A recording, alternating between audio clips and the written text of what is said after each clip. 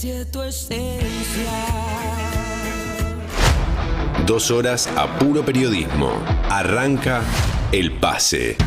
Con los más prestigiosos periodistas: Navarro, Carpineta, Murano, Zayat, Lijalad, Boto, Lantos, Genú, Alonso, Sibeira, Martín, Solari Arena y Arredondo. El pase del que habla todo el país. Ahora En El Destape.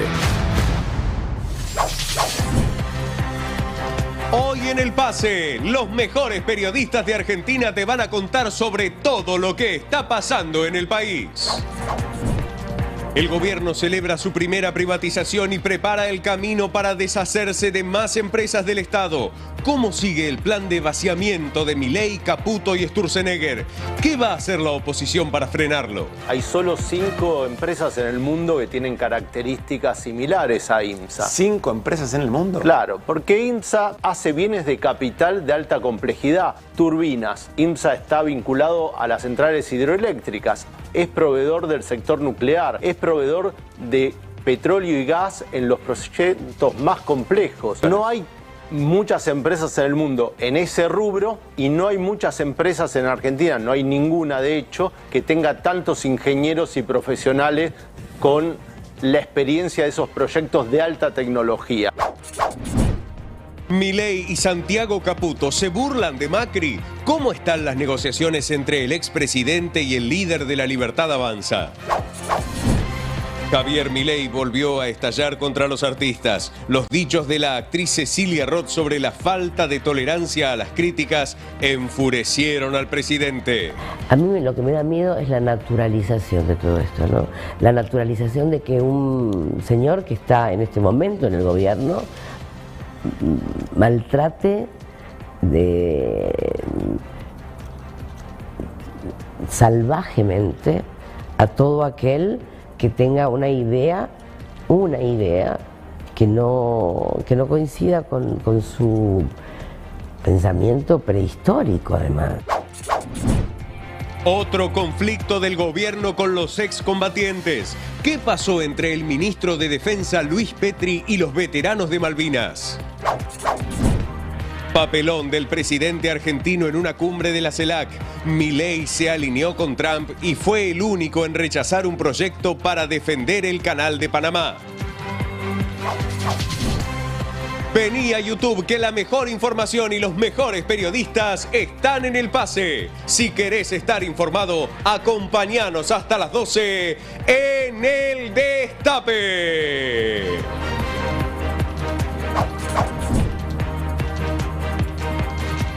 Buen día, ¿qué tal? ¿Cómo están? ¿Cómo andan? Bienvenidos, bienvenidas al Pase, bienvenidos, bienvenidas a otra mañana aquí en el Destape, 10 de la mañana, 7 minutos en toda la Argentina. Hasta las 12 estaremos acá haciéndoles compañía y también informándolos con todo el análisis, con las últimas novedades y esta mesa maravillosa de colegas que me acompaña hoy. Can Devoto, muy buen día, ¿qué tal? ¿Cómo estás? ¿Qué tal? ¿Cómo estás? Bien, muy bien. Quizás no tan bien como la gente del Fondo Monetario Internacional, que ha demostrado cierta preocupación en el último documento con respecto a la marcha de la economía, a pesar de que en el gobierno lo celebraron como un gol prácticamente. Sí, fueron muy críticos al programa 2022-2024 y si bien hacen críticas y dicen esto tiene que ver con lecciones que en realidad ya dijimos en el balance del programa de 2018 y hay algunas caracterizaciones propias de esta época, pero dicen no, este gobierno viene bien, incluso sin hacer las recomendaciones del FMI. O sea, el apoyo político parece total y absoluto. La palmadita en el hombro está, más allá de que técnicamente puedan faltar algunos detalles o más que detalles. Se ve que le importa más el color del gobierno que la medida, al fin y al cabo.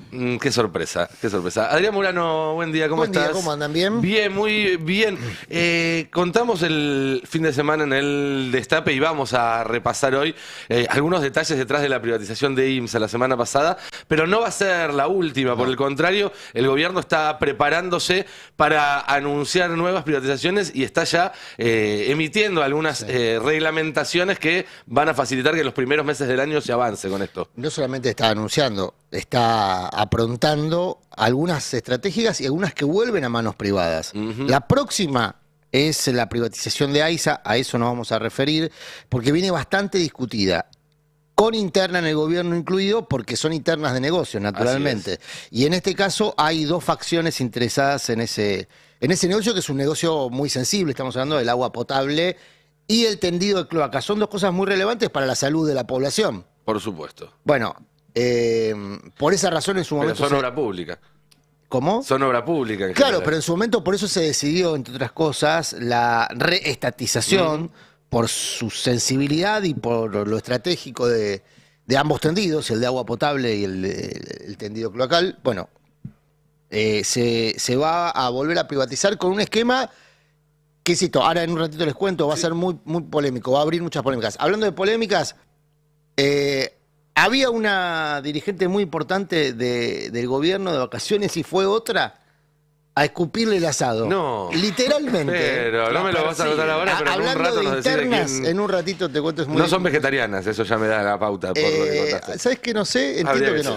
ser. Si no, le escupió la ensalada. Bueno, pues, un asado de berenjenas. Fernando Siveira, buen día, ¿cómo estás? ¿Qué ¿Cómo dice, te va? Nico? ¿Cómo le va? Bien, salieron finalmente las sesiones extraordinarias. Salieron. ¿Cuánto Aunque hace que los veníamos? laburantes del Congreso le dan todos de vacaciones. Pues les habían dicho, váyanse enero, quédense tranquilos. Enero no hay problema. ¿Te acuerdas que las habían convocado originalmente para diciembre? No pasó nada en diciembre, nunca existió esa convocatoria. Bueno, hoy salió finalmente el decreto.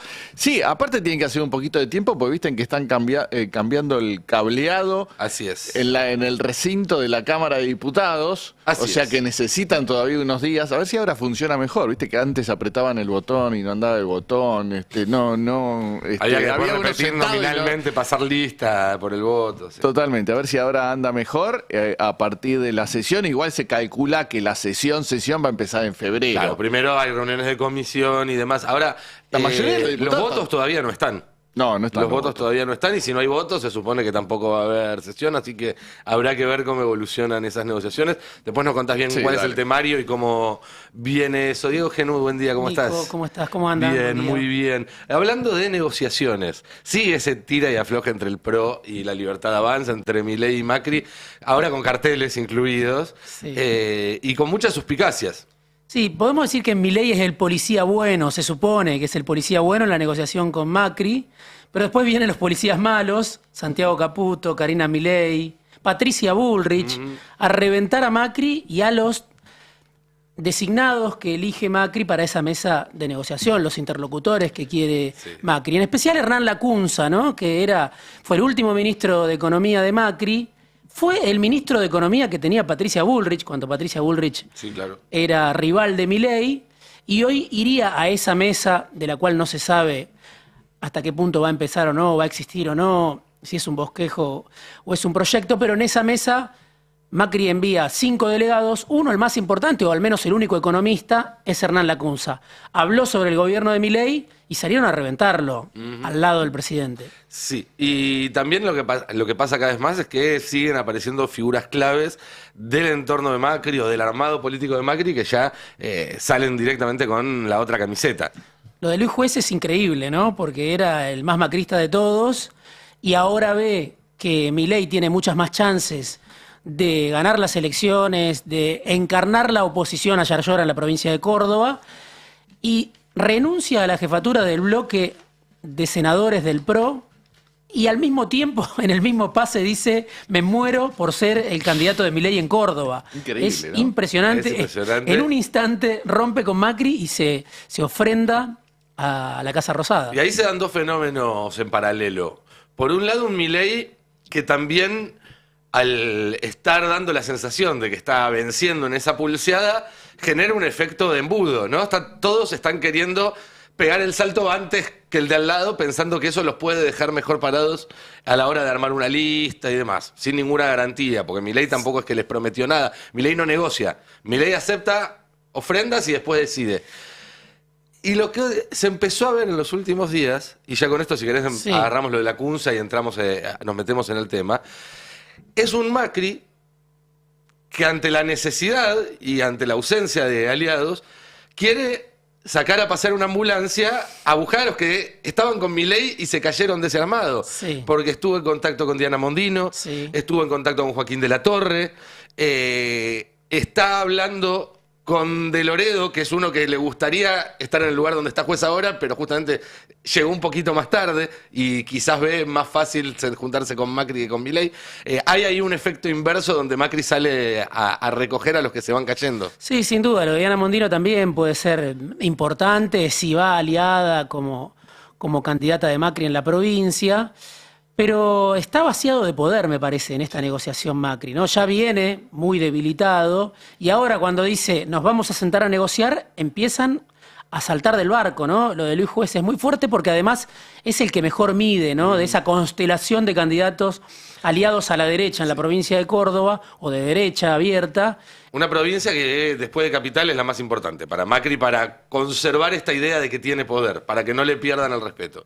El 75% de los votos sacó Milei ahí en el balotaje. El problema es que cuánto de eso le queda a Macri. Era una provincia de Macri, pero ya se escucha hace mucho tiempo. Macri no tuvo lo que había que tener para avanzar como lo está haciendo Milei, ¿no?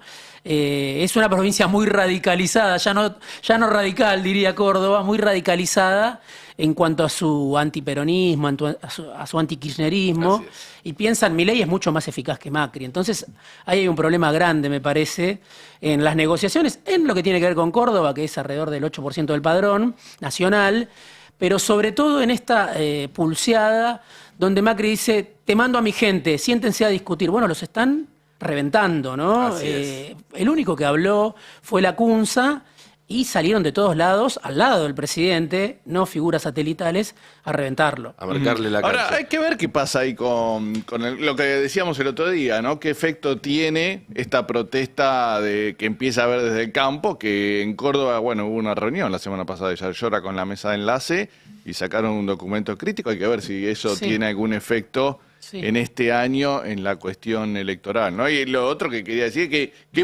qué parábola la de Juez, ¿no? Porque ayer había fotos de Juez con Kirchner, ¿te acordás? Sí, claro. Que era la transversalidad del Te diría que le compite a Patricia Bullrich porque más allá del número lo hizo en menos tiempo, acortó, en 15 años metió toda esa carrera Juez, cuando a Bullrich le llevó 30 o 40.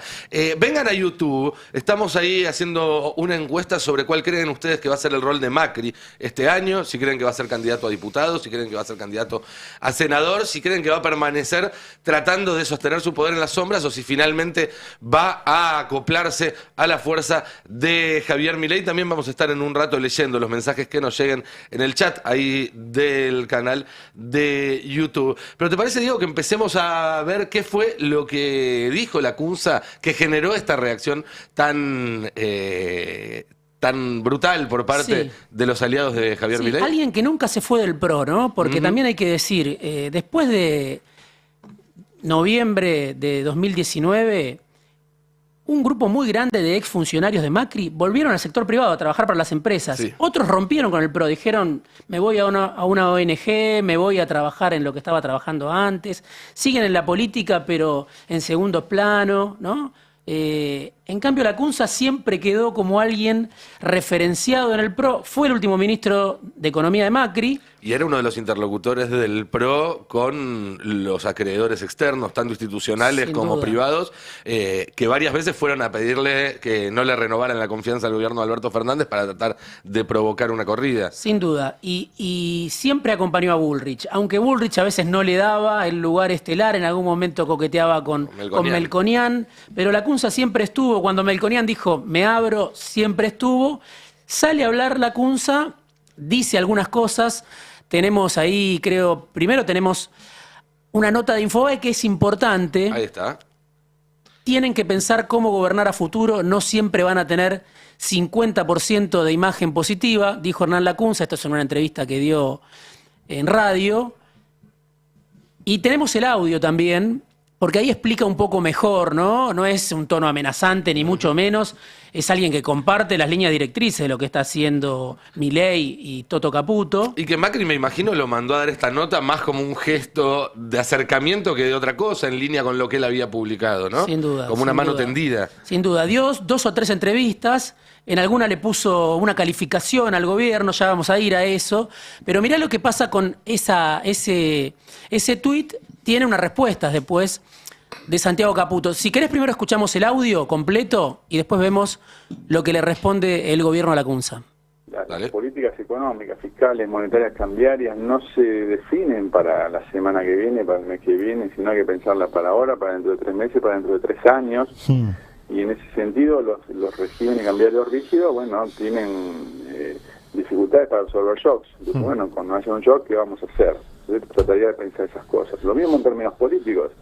Uno no puede gobernar, no gobierna siempre con 50% de aprobación. Bueno, estaría pensando, bueno, un día que tengamos 30, ¿cómo vamos a hacer para seguir impulsando? Y eso es lo importante. ¿Cómo hacer para garantizar la agenda de reformas que necesitamos para aspirar al desarrollo? Estamos haciendo los primeros pasos, estamos aprendiendo a leer y escribir, ¿sí? Que es bajar la inflación. Eso es aprender a leer y escribir. Bueno, faltan un montón de cosas para graduarnos. Bueno, yo pondría eso, me parece que esa es la agenda de esa eventual mesa, ¿no? Ahí aparece la línea de Macri de Milei puede hacer estos cambios, pero solo yo puedo garantizar que tengan continuidad. Milei es demasiado impredecible como para confiar con que las cosas que hagan tengan continuidad en el tiempo, y está claro que la CUNSA está transmitiendo ese mensaje, ¿no es cierto? Sí, Milei está aprendiendo a leer y escribir, o con Milei, dice la CUNSA, estamos aprendiendo a leer y escribir, pero ¿qué va a pasar cuando haya un shock? ¿Qué va a pasar cuando no tengas más el 50% de imagen positiva y ese apoyo se derrumbe, que van de la mano? Y que si uno en realidad escucha las advertencias de la CUNSA y otros economistas, esto Cande lo conoce mejor que yo, digo, efectivamente están previendo que puede haber un shock.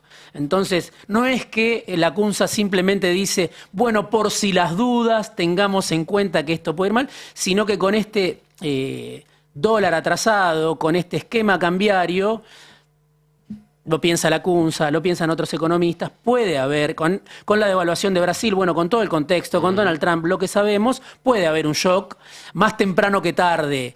A eso, que es un tono moderado el que elige la CUNSA para plantearlo, sale Santiago Caputo, o la cuenta que se le adjudica a Santiago Caputo, y lo revienta, ¿no?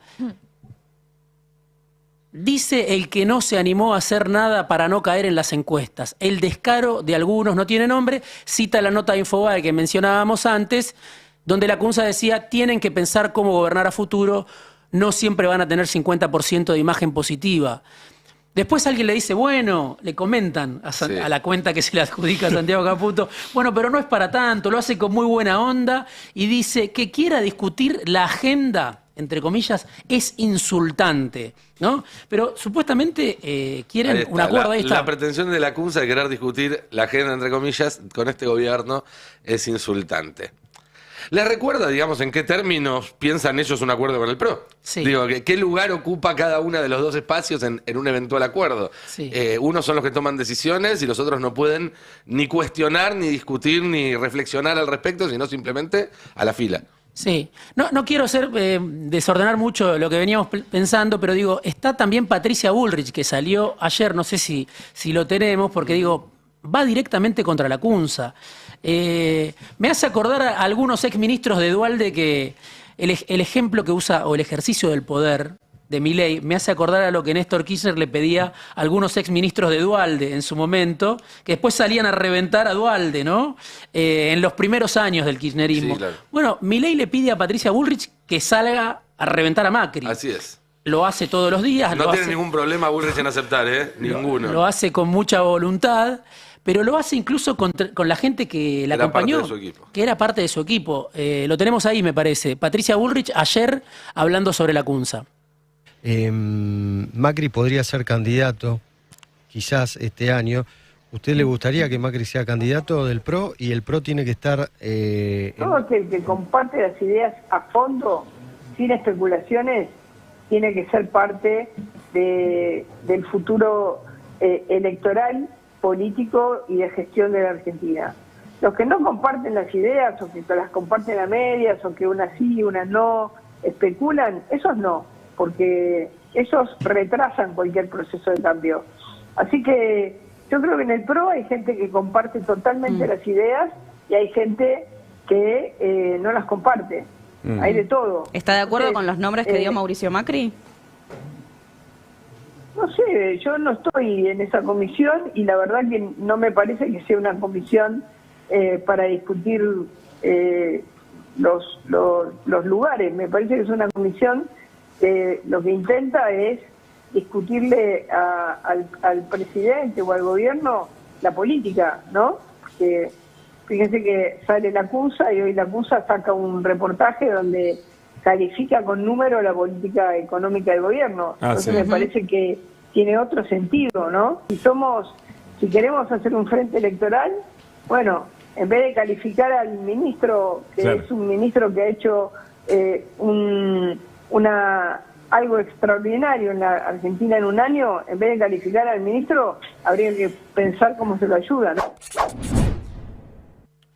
Bueno, porque ahí Hernán Lacunza, en otro reportaje que publicó Clarín, da una calificación para Caputo. Para Luis Toto Caputo. La verdad que la calificación es muy generosa. Le pone 10 en lo fiscal, por haber desacelerado la inflación. Le pone 7 en lo monetario, porque sabemos que parte del ajuste lo está pateando para adelante, con bonos, ¿no? Con distintos tipos de arte que tiene Luis Toto Caputo, y le pone 4... Artes plásticas en general, ¿no? Artes plásticas de barrer bajo la alfombra, parte del déficit. Hay motosierra, como se dice, hay ajuste brutal, pero también hay... Sí, la deuda energética, la deuda con las provincias. Exactamente, por eso le pone 7, es decir, el ajuste no es absoluto en lo monetario, uno puede ver que hay algunos problemas, y después le pone 4 en lo cambiario, que es el problema del dólar atrasado, ¿no? Por ese 4, dice, pasamos de año, dice Lacunza, lo sale a reventar Patricia Bullrich. Digo, en este marco está la discusión donde... No, está claro, lo que yo veo es que ellos aceptan la inclusión del PRO, pero tiene que ser sumiso, callado y sin ninguna incidencia en la agenda de gobierno, ¿no? Totalmente. Es que lo que piden es una capitulación. Sí, no hay discusión posible. Entonces, uno vuelve al tuit de Mauricio Macri, el querido Javier, sí, armemos rápido una mesa de negociación, y bueno, están tirando con todo desde la Casa Rosada, volviéndolo un poco loco a Macri, ¿no? Porque Milei le dice, vayamos juntos en todos lados, Macri dice, está bien, armemos una mesa, y están... Dice, no, vos no decidís nada, ni mesa, ni 8 cuartos, ni cuándo lo hacemos, ni nada, ¿no? Están cañoneando la mesa, diciendo, bueno, si quieren venir, vengan a aprobar lo que estamos haciendo. Es parte del proceso de demolición del liderazgo que Milei siente que viene a reemplazar de alguna manera. Sí.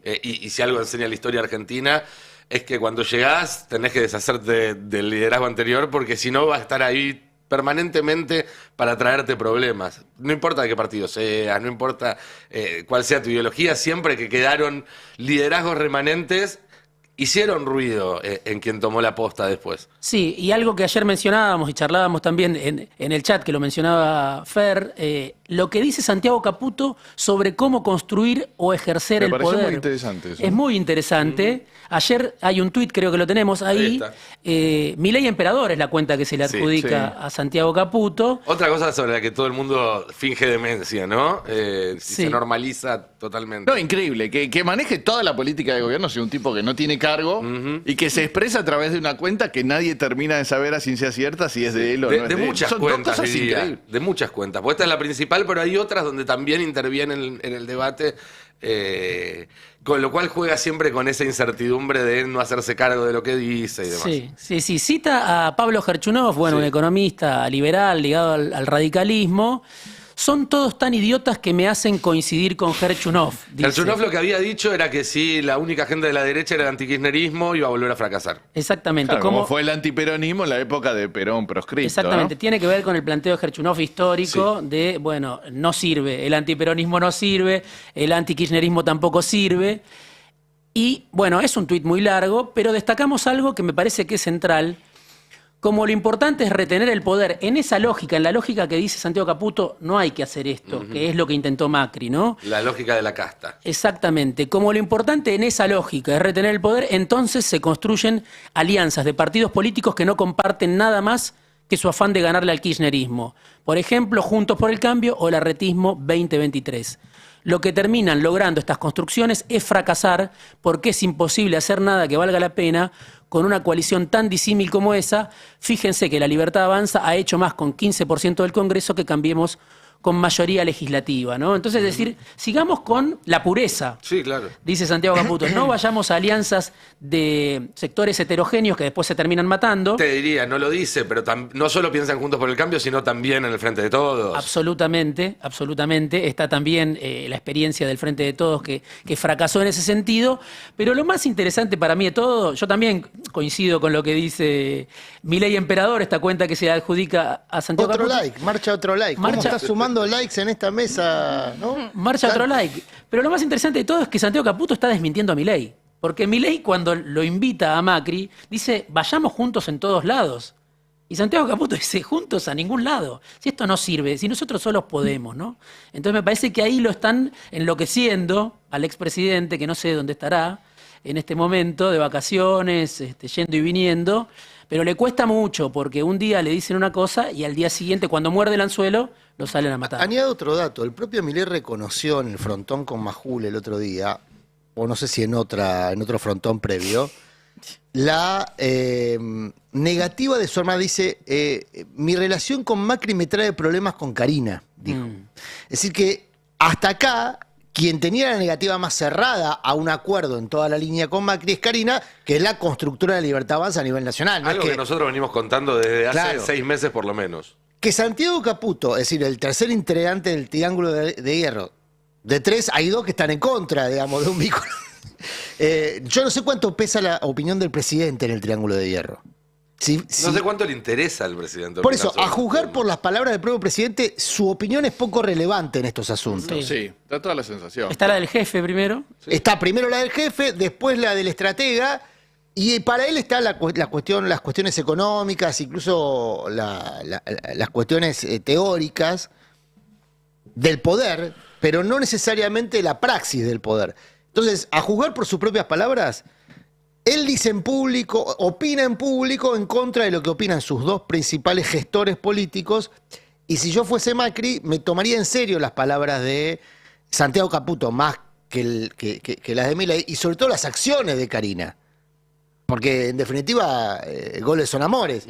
Acá mucho no importa lo que se diga en público, sino lo que ocurre. Y lo que ocurre es que Karina hace un año que está armando un partido a nivel nacional para fagocitar al PRO. Absolutamente. De eso no hay ninguna duda. Y te agrego algo más, la presencia de Macri como un enemigo, un rival, un adversario, pónganle la palabra que quieran, en común, entre Karina y Santiago Caputo, los ayuda a que pasen en un segundo plano las diferencias que están surgiendo entre ellos en el marco de esta estrategia. Se imaginarán que decidir una estrategia nacional para un experimento tan potente y tan amplio como es la Libertad Avanza no es sencillo, y tienen opiniones muy distintas sobre algunos temas.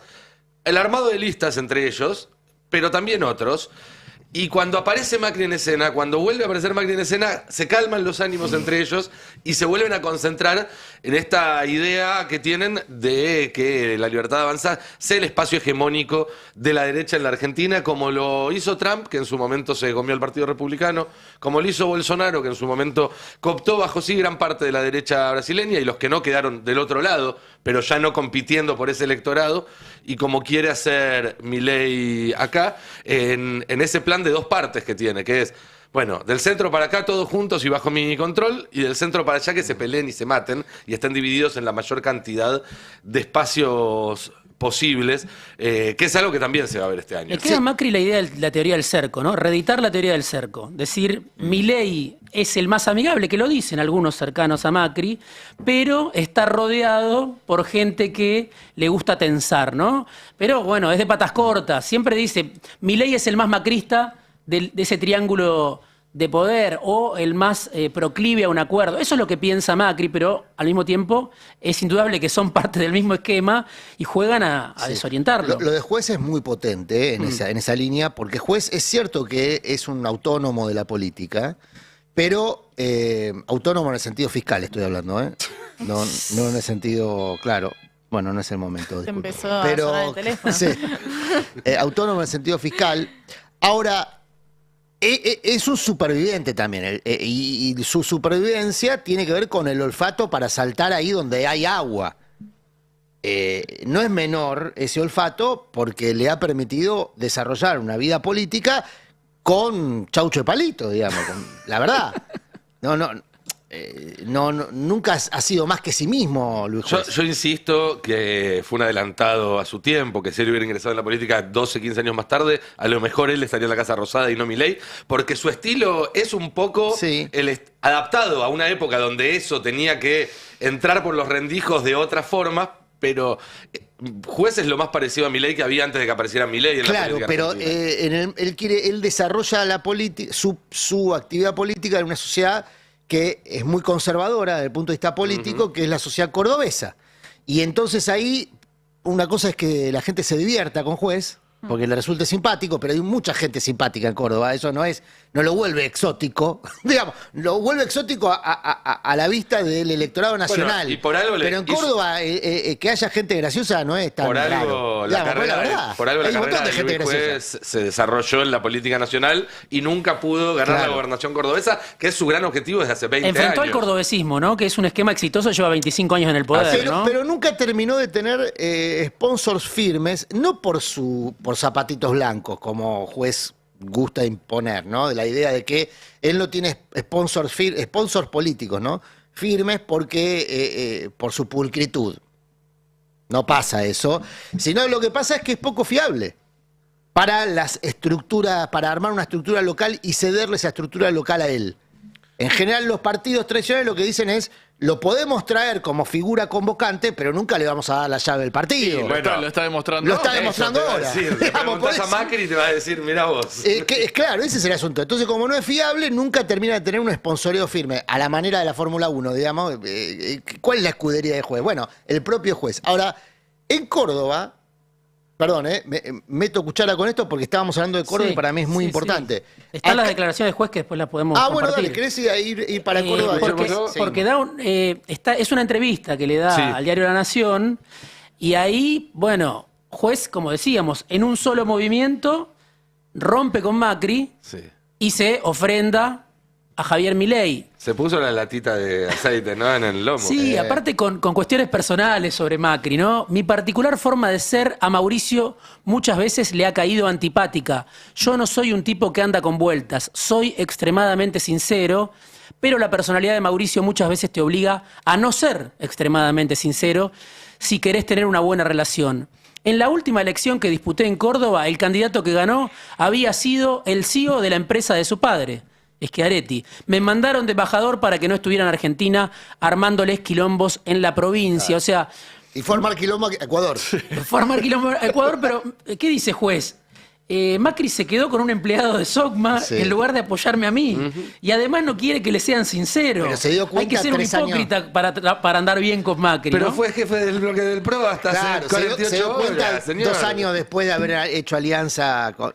Es decir, es poco fiable, la verdad. Es muy poco fiable porque cada vez sus argumentos tienen menos sustancia. Y por otro lado, la libertad avanza en Córdoba. Y en el sentido político, pero también en el sentido conceptual. Hay una idea de que Milei representa mejor los intereses y la... Ideológico, pues está bien lo que dice Fer, ¿no? Porque si hablamos de la cuestión económica, tanto el agronegocio como otra de las ramas centrales de la economía, la industria automotriz la están pasando mal con Milei. Claro. Por eso digo, avanza en sentido cultural, a eso me refería. Y representación cultural. Y ahí Juez fue que directamente dijo, yo le pedí a Milei ser candidato a gobernador. Ahora, fíjate, claro. Que me encantaría ser el candidato a gobernador. Ahí está. Yo no pido nada, se lo dije al presidente. ¿Por qué esto? Perdón, aclaro. Porque se decía que puede ser el jefe de la bancada de senadores de la Libertad Avanza, ya Luis Juez, ¿no? Incluso con un lugar en la presidente sucesión provisional del Senado. Ya se está especulando con eso. Entonces él aclara y dice, yo no pido nada, se lo dije al presidente. Le dije, mirá Javier, dentro de 3 años, si Dios me da salud y estoy en la consideración de los vecinos de mi provincia, voy a intentar ser gobernador y me encantaría ser tu gobernador. Y después dice, es el único amigo presidente que tuve. Tuve relación con casi todos los presidentes de los últimos 20 años, salvo Cristina, ¿no? Sí. Todos, dice. Macri, Alberto Fernández, Néstor Kirchner, el que se te ocurra.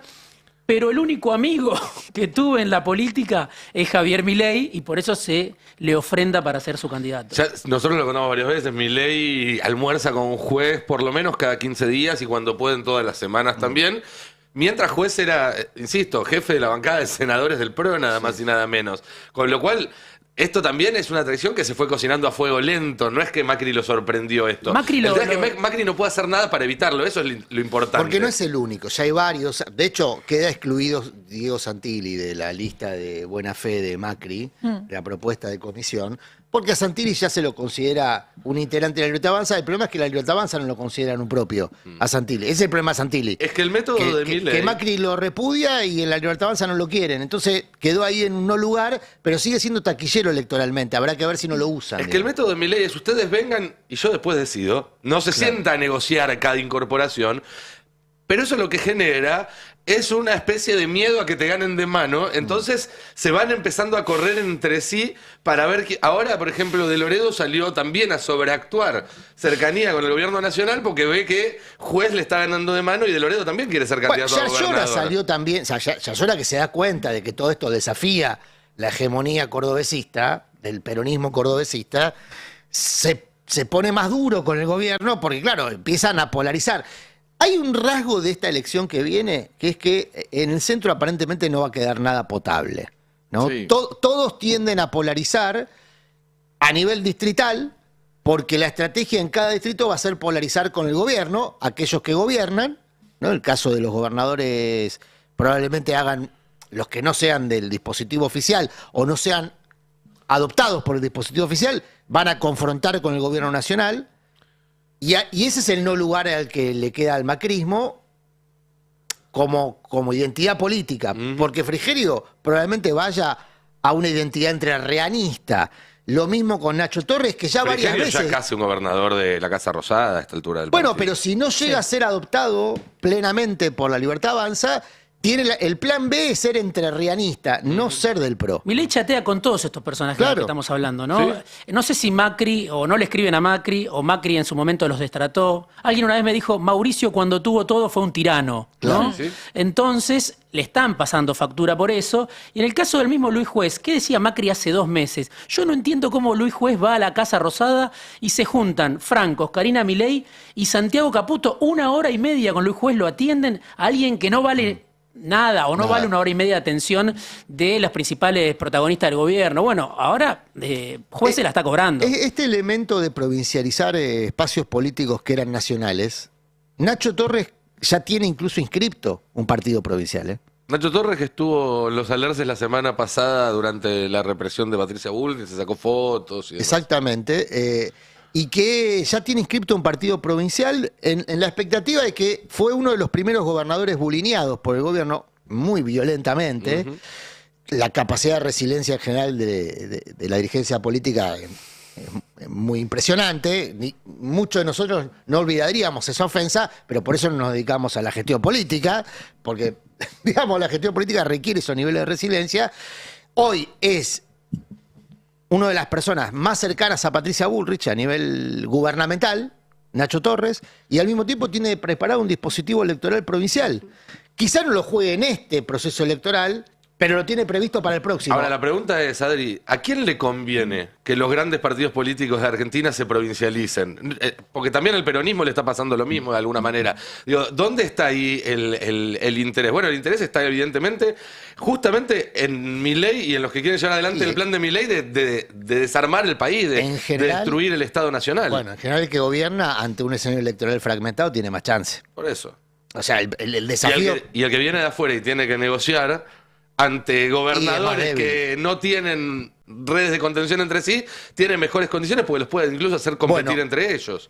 Para no irnos tanto de Córdoba, porque hubo un episodio que es en parte hilarante y en parte muy demostrativo del estado de cosas. En Villa Allende está a 20 kilómetros de Córdoba capital. Está prácticamente integrada a Córdoba capital, pero es una localidad que tiene su propio intendente, que fue uno de los primeros macristas en dar el salto hacia algún sector de la Libertad Avanza. El tema es que este señor se equivocó de referencia. O se apuró. Se apuró. Se apuró. Estamos hablando de un intendente que se llama Pablo Cornet, que ahora quedó tironeado entre 2 mujeres bravas de la Libertad Avanza, que son Villarruel, la vicepresidenta, y Lilia Lemoine, que no le pierde pisada a Villarroel ni en vacaciones. Debe tener alarmas que te suenan cada vez que tuitea, ¿viste? Les cuento el cuento. Resulta que Villarroel decidió ir a descansar una semana en temporada estival a Villa Allende. Bueno, estaba ahí descansando, hizo algunas reuniones políticas, alguna foto, y apareció Lemoine y le hizo una marcha. ¿En el lugar de vacaciones? En Villa Allende. Hizo una marcha para repudiarla a Villarroel por su relación con el intendente, que quiere hacer una cosa que ahora les cuento de qué se trata. Pero veamos la manifestación de Lidia Lemoine. Estoy frente a la Municipalidad de Villa Allende con algunos de los vecinos que se oponen fuertemente a que les cierren las calles y les pongan toque de queda. Ahí está, por ahí está la diputada María Celeste Ponce. Este martes se van a juntar para protestar frente a la municipalidad. La última manifestación tuvo 300 personas, porque el intendente está diciendo que, por un lado, esto tiene el apoyo del gobierno nacional, que es falso, es mentira. Nadie que defienda la vida, la libertad y la propiedad estaría a favor de cerrar calles y poner toque de queda. No, es una locura. La seguridad, dicen que es por inseguridad. No se combate la inseguridad encerrando a los buenos y dejando a los malos afuera. Necesitan recursos, que los recursos provinciales y municipales se pongan a trabajar. Bueno. Te hago una pregunta. ¿Villarroel había publicado que se iba de vacaciones ahí? ¿O le hicieron un trabajito de inteligencia para seguirlo? La verdad que no lo sé, pero es cierto que se sacó una foto, Jesús María, y ahí estaba el intendente Cornet, y bueno... Che, había menos de 300, ¿eh? Ahí en esta reunión había 20, ¿no? ¿Cuál es el proyecto que fue a repudiar Lemoine? Es bastante exótico también, estamos en tiempos exóticos. Aparentemente al intendente, por una cuestión de seguridad, se le ocurrió elevar unas murallas metálicas de 10 de la noche a 6 de la mañana para interrumpir el tránsito en algunas zonas. Retenes, básicamente. Sí, ¿no? Sí, pero murallas, no vallas, murallas. De más de 2 metros. No sé, chicos. Me hacen gestitos. Yo no tengo la explicación. Se le ocurrió al intendente, no sé, abrir una oferta, me imagino, por 2 metros sale más barato. No sé, no tengo idea. Bueno, cuestión que esto va a implicar, por supuesto, una sobretasa en la tasa municipal de entre 5.000 y 8.000 pesos. Entonces, y el toque de queda, ¿no? También decía. Claro, entre las 10 de la noche y las 6 de la mañana. Es toque de queda con muralla. Tempranito.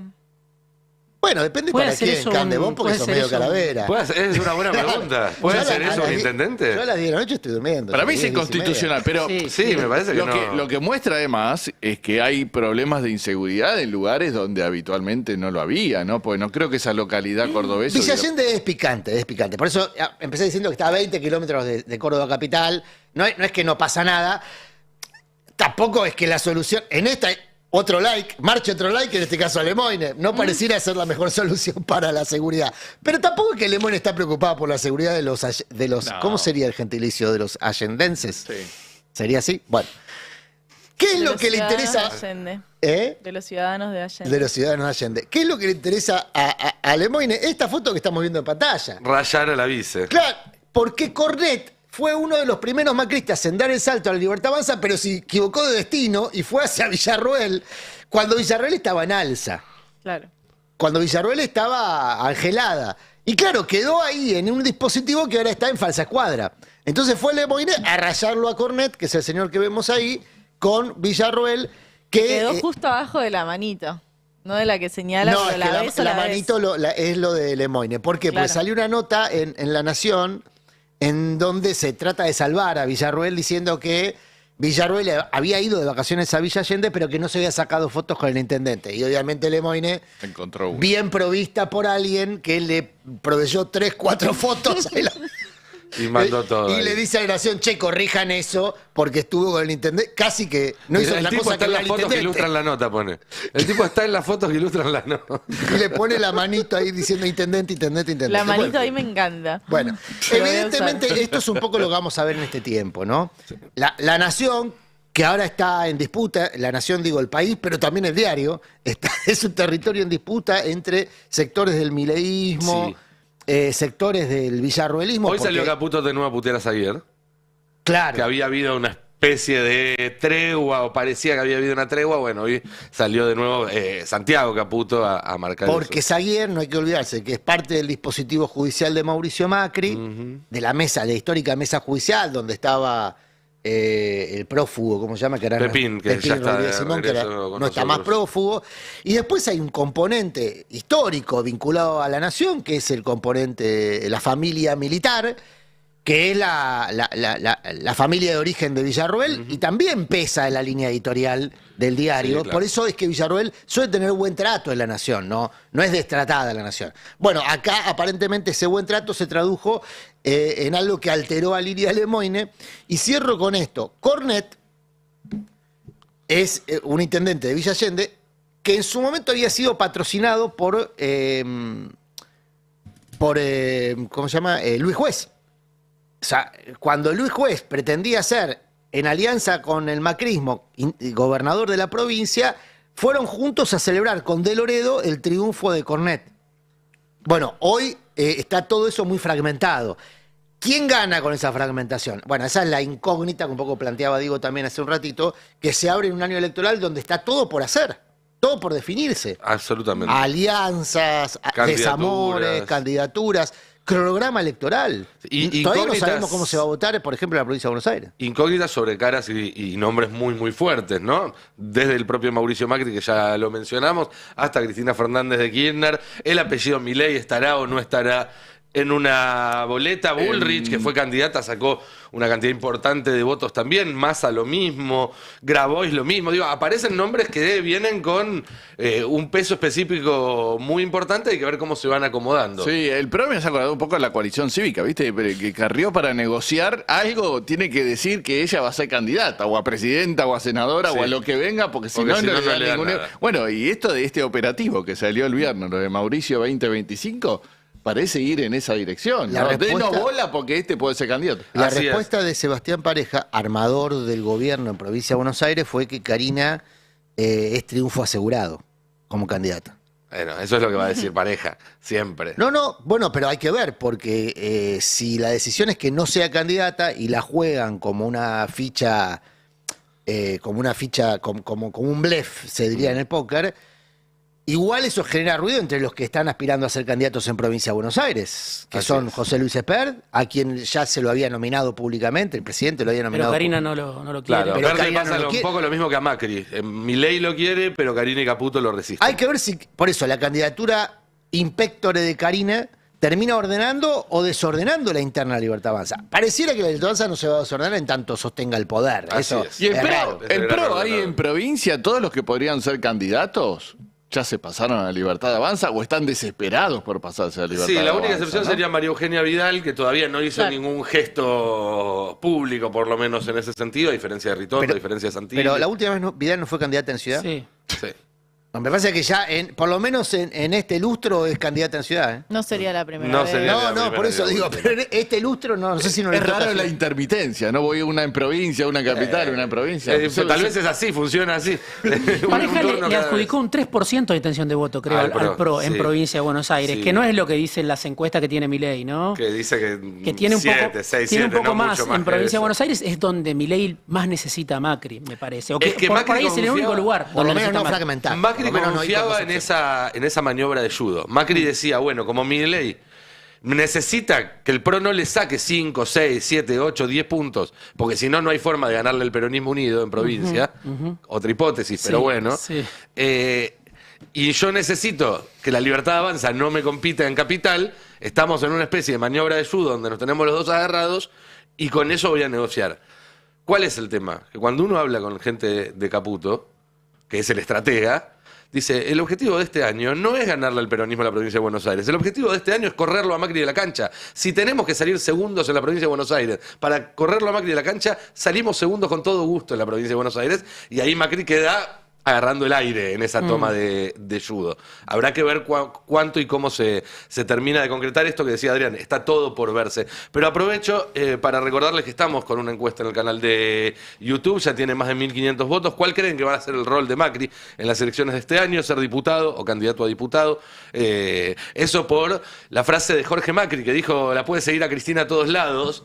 Y apareció esa idea de que Macri podría ser candidato ser en provincia. Ser una especie de Lemoine de Cristina. De Cristina, sí. Yo no la veo porque además Macri sigue teniendo una pésima imagen del conurbano bonaerense, algo que le quedó desde su gobierno y que no se pudo limpiar nunca, entonces empezaría compitiendo dando ventaja. Sí, pero apareció esa opción. Las encuestas que mira Milei, entre otras son las de Federico Aurelio, que la otra vez la citábamos en el Destape, dicen: si perdés la provincia de Buenos Aires, aunque ganes en el resto del país, vas a tener un terremoto nacional de que el gobierno en su mejor momento perdió un distrito clave con el peronismo, con el kirchnerismo, con Kicillof, con Cristina, las distintas variantes que se analizan. Eso le dice Aurelio y otros encuestadores y otros consultores a Milei. Che, mirá que la provincia de Buenos Aires no es cualquier distrito, aunque ganes, no sé, 15 provincias, 18 provincias, podés tener al día siguiente la tapa de los diarios o el balance de los analistas, pues ya los diarios no existen más,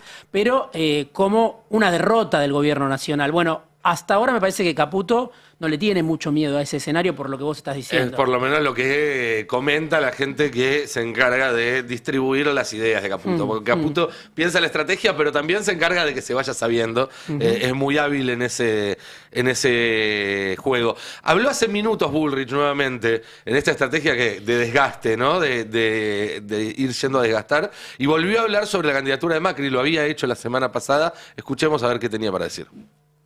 Macri podría ser candidato, quizás este año. ¿Usted le gustaría que Macri sea candidato del PRO y el PRO tiene que estar en una alianza con La Libertad Avanza?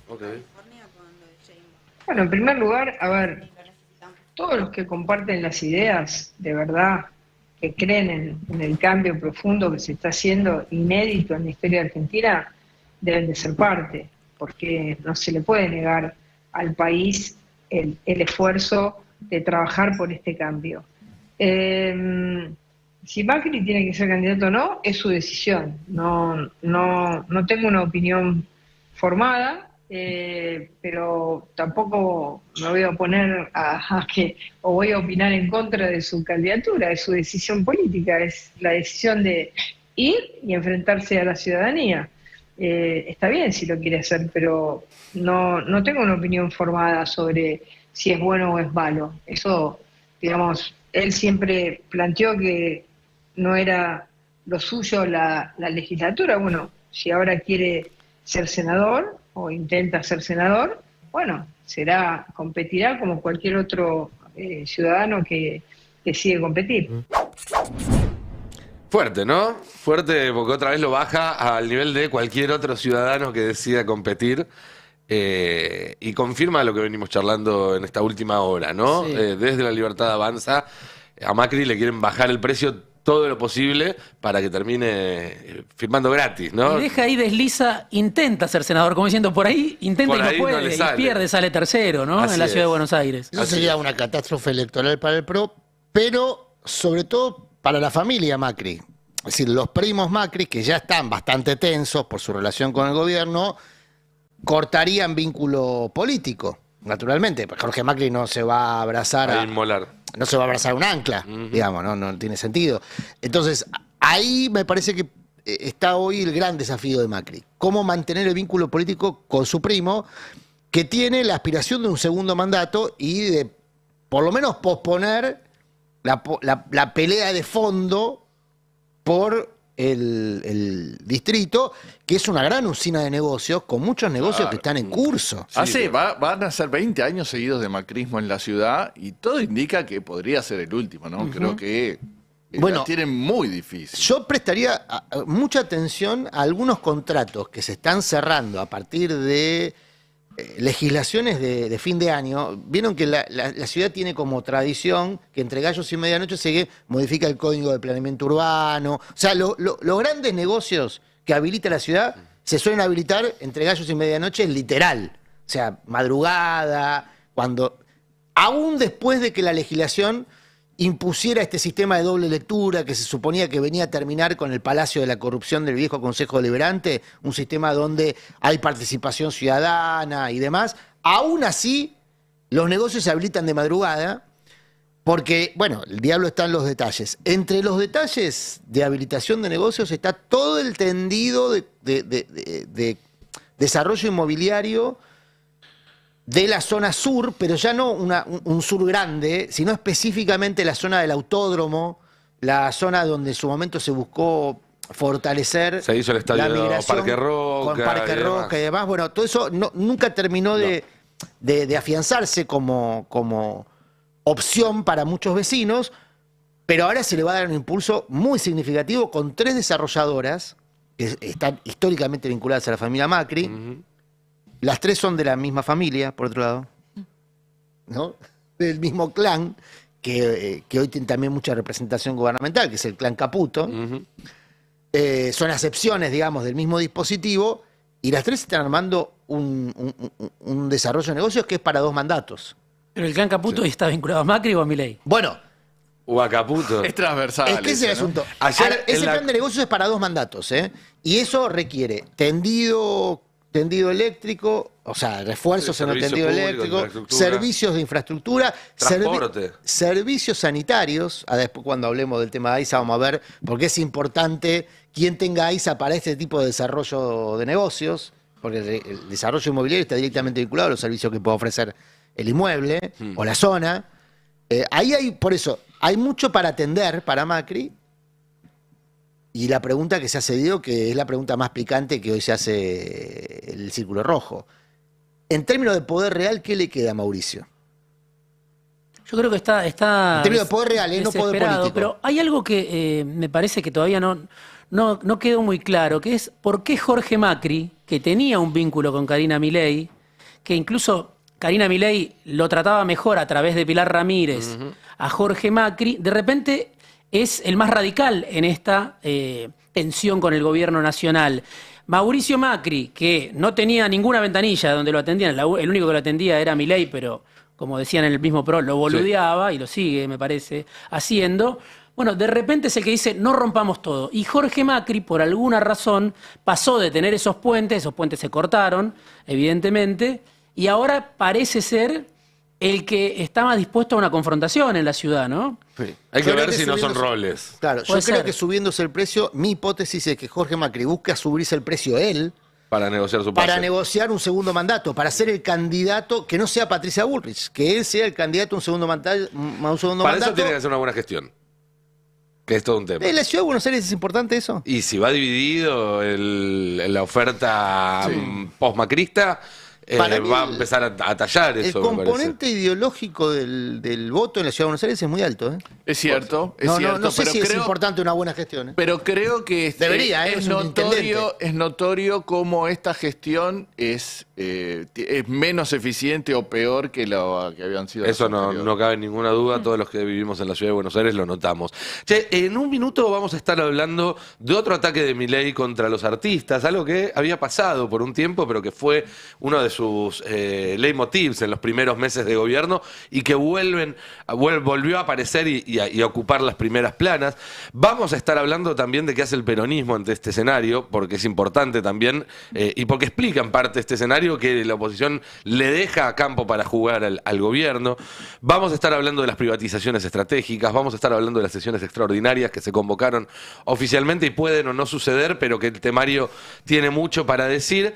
Pero quería ir un toque a la economía, Cande, porque hace un rato, Diego, vos decías que los consultores que están cerca de Milei le dicen, ojo, que perder la provincia de Buenos Aires te puede complicar el mandato. ¿Por qué es esto? Porque los que tienen deuda argentina, los acreedores argentinos, empezarían a especular con la posibilidad de un triunfo del peronismo 2 años más tarde, un regreso del peronismo al poder, y ya sabemos que con o sin razón, yo creo que con poca razón, pero para ellos el peronismo en el poder es un sinónimo de desprenderse de los papeles y que aumenta el riesgo de quedarse con deuda argentina. Eso le pasó a Macri, sin ir más lejos.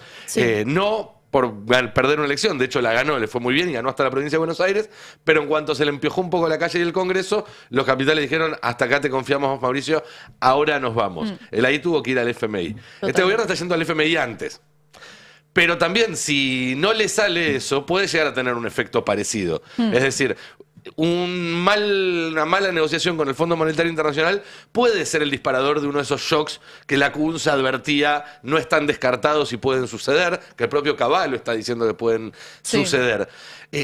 Y el informe del Fondo Monetario Internacional de la semana pasada es para leer con mucha atención, muy entre líneas, que es algo que el fondo suele hacer.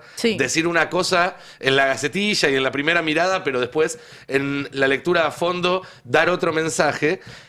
Y ese primer mensaje es bueno para el gobierno, sin duda, pero el mensaje entre líneas marca algunas luces amarillas, ¿no es cierto? Totalmente. El directorio ejecutivo del Fondo Monetario Internacional sacó esta publicación que tiene que ver con un balance ex post, o sea, con el diario del lunes sobre este programa de la Argentina 2022-2024. Ya había hecho, obviamente, lo mismo con el programa de 2018-2019, o sea, cuando Argentina reingresa al Fondo Monetario Internacional, y en ese sentido, digo, Milei va antes al fondo porque también así marcan los tiempos de estas renegociaciones continuas con el Fondo Monetario Internacional, a quien le componemos casi el 30% del total de su cartera, ¿no? Para que entendamos por qué es importante, no solo para la Argentina, en este informe de más de 120 páginas en inglés, divinos, los del FMI, remarca que era importante para la Argentina entrar en este programa de facilidades extendidas para no profundizar sus crisis macroeconómicas, pero también dice, era importante también para el fondo justamente por el peso que tiene Argentina en la cartera de inversiones del FMI y porque efectivamente hay una responsabilidad del fondo en haber aprobado ese préstamo, que es el equivalente a más del 1000% de la cuota de Argentina. Entonces arrastra todavía el programa en el que estamos con el FMI, ese primer paso que no tiene un sentido técnico, no tiene un sentido económico, sino que solo se puede explicar de maneras políticas. De nuevo, por actores que se repiten, ¿no? En ese caso, por Trump y Macri, la negociación que hicieron en particular para que Argentina accediera a este monto muy por encima de sus posibilidades. Es interesante porque en el informe dice, bueno, hay ciertas lecciones aprendidas que no fueron nuevas, digamos, dentro de este balance que estamos haciendo de este segundo programa con la Argentina. Bueno, vemos que hay cuestiones que son similares a lo mismo que habíamos dicho en 2018-2020. Muchas de las críticas tienen que ver con que, bueno, el ajuste fiscal que se planteó no fue lo suficientemente profundo, ¿no? Que es un guiño a este gobierno diciendo, bueno, los gobiernos anteriores, tanto el de Macri como el de Alberto Fernández, no profundizaron tanto el ajuste fiscal y tuvieron procesos de apreciación cambiaria. Eso es interesante también porque incluso, bueno, pone esta crítica en relación al cepo cambiario y estas medidas que parecen temporarias, pero que efectivamente se quedan a lo largo del tiempo y preocupa, digamos, al fondo esta idea de estas medidas que parecen ser parte ya de la economía argentina. Sin embargo, cuando habla de este gobierno en particular, dice, bueno, Argentina siguió las políticas y perspectivas acorde a una tasa de interés y una política cambiaria que no son las que estaban alineadas con el FMI, digamos, mantuvo el cepo cambiario y tuvo una tasa de interés negativa. Pero, aclara, si Argentina hubiera elevado las tasas de interés reales o se hubiera desviado del crawling peg del 2%, esta tablita de Caputo del año pasado, el resultado habría sido una mayor emisión monetaria y una continuación de la espiral inflacionaria. Y en ese sentido le da la razón al gobierno cuando dice, bueno, si no hubiéramos hecho eso, hubiésemos llegado, en palabras de Milei, a la peor crisis de la historia argentina, pero el FMI no dice eso, pero sí aclara que, bueno, que efectivamente pudieron salir de esa espiral inflacionaria con medidas que, bueno, no son las que están alineadas con las del FMI y con todas las críticas que va antes en los informes en relación al cepo cambiario, obviamente que el fondo no está de acuerdo con esta política, pero tampoco parece estar en completo desacuerdo con el uso que está haciendo el gobierno de esa medida cambiaria. También es interesante la parte más política. hay un momento del informe donde dice, bueno, nosotros le exigimos al gobierno anterior, al gobierno de Alberto Fernández, que el programa se aprobara por el Congreso de la Nación y, sin embargo, cuando se hizo esa votación, dice, lo que la votación reveló fue que el mayor peligro para el programa residía dentro de la coalición gobernante, de la cual 1/3 no votó a favor, haciendo alusión a esa disidencia que hubo dentro de Unión por la Patria, por el bloque de Máximo Kirchner, y dice, bueno, estas preocupaciones se agravaron por la retórica de líderes políticos clave y el historial de relaciones conflictivas entre el fondo y los gobiernos peronistas. O sea, dice directamente, efectivamente, desde el fondo tenemos un historial de relaciones conflictivas entre el fondo y los gobiernos peronistas.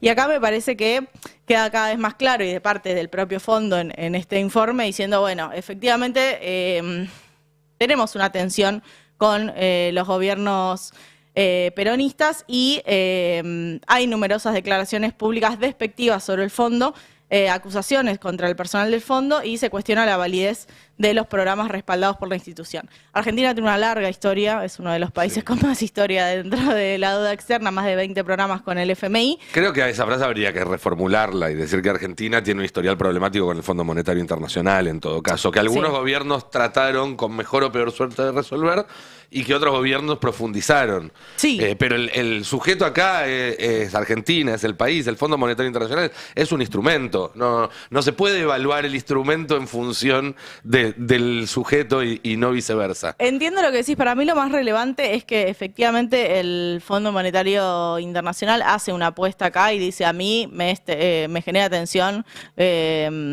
negociar con gobiernos peronistas, o sea que es mucho más afín a comerciar, negociar con gobiernos no peronistas y que de hecho en ese sentido te das cuenta de que mismas políticas que fueron muy contrariadas en gobiernos anteriores, incluso en el de Macri, bueno, ahora dicen, bueno, al final no estaban tan mal.